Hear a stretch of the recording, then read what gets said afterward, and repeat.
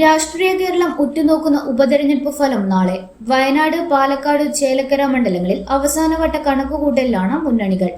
നാളെ രാവിലെ 8 മണിക്കാണ് വോട്ടെണ്ണൽ തുടങ്ങുക. 10 മണിയോടെ വിജയികൾ ആകുന്നതിൽ വ്യക്തതയുണ്ടാവും.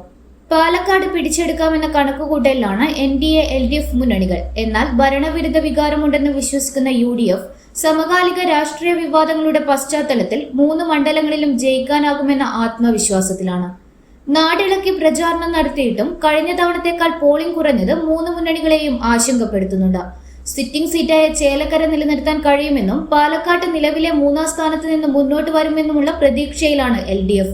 പോളിംഗ് കുറഞ്ഞ വയനാട്ടിൽ പ്രിയങ്ക ഗാന്ധിയുടെ ഭൂരിപക്ഷം എത്ര എന്നതിൽ മാത്രമാണ് UDFന് ആകാംക്ഷ. അതേസമയം ചേലക്കര പിടിച്ചെടുക്കാമെന്ന് കോൺഗ്രസ് പ്രതീക്ഷിക്കുമ്പോൾ നിലനിർത്താനാകുമെന്ന ആത്മവിശ്വാസത്തിലാണ് LDF. പാലക്കാട് ശ്രീ കൃഷ്ണകുമാറിന്റെ വിജയത്തിനായി കാത്തിരിക്കുകയാണ് BJP പ്രവർത്തകർ.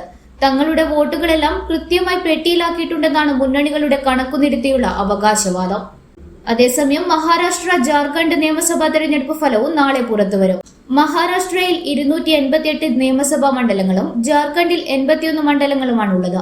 മഹാരാഷ്ട്രയിൽ ഭരണത്തിലുള്ള BJP നേതൃത്വം നൽകുന്ന മഹായുതി സഖ്യം വീണ്ടും അധികാരത്തിലെത്തുമെന്നാണ് എക്സിറ്റ് പോൾ ഫലങ്ങൾ സൂചിപ്പിക്കുന്നത്. ജാർഖണ്ഡിൽ നിലവിലുള്ള JMM സർക്കാരിനെ പിന്തള്ളി BJP NDA സർക്കാർ അധികാരത്തിലേറുമെന്നും എക്സിറ്റ് പോൾ ഫലങ്ങൾ പറയുന്നു. ഇന്നറിയാൻ ന്യൂസ് കേരള, കണ്ണൂർ.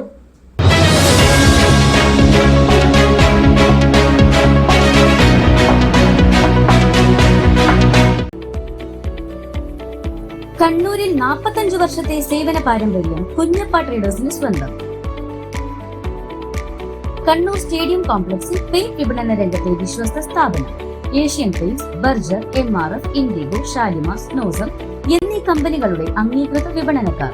മികച്ച ഉപഭോക്തൃ സേവനം കുഞ്ഞപ്പ ട്രേഡേഴ്സിനെ വ്യത്യസ്തമാക്കുന്നു. കെട്ടിടത്തിന് നിറം പകരാൻ ലോകോത്തര ബ്രാൻഡുകളുമായി പെയിന്റ് വിപണന രംഗത്തെ പാരമ്പര്യത്തിന്റെ കരുത്തുമായി കുഞ്ഞപ്പ ട്രേഡേഴ്സ് മുന്നേറുന്നു.